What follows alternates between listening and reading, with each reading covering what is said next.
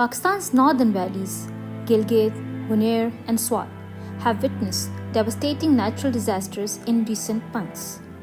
Cloudbursts, flash floods, and landslides are not isolated events. They are the outcome of a climate crisis that is deepening each year.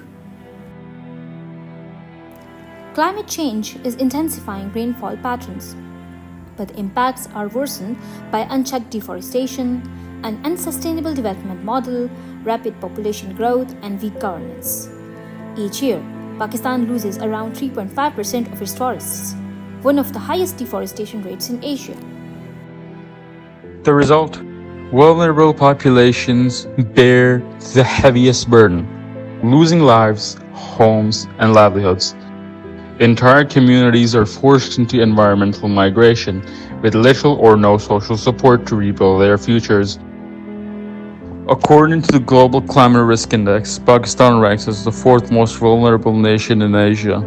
Yet accountability remains weak, and governance systems fail to protect those at the greatest risk. The disasters in Gilgit, Bunair, and Swat are a wake-up call. Unless urgent action is taken to restore forests, strengthen governance, and support vulnerable communities, the cycle of loss will only deepen.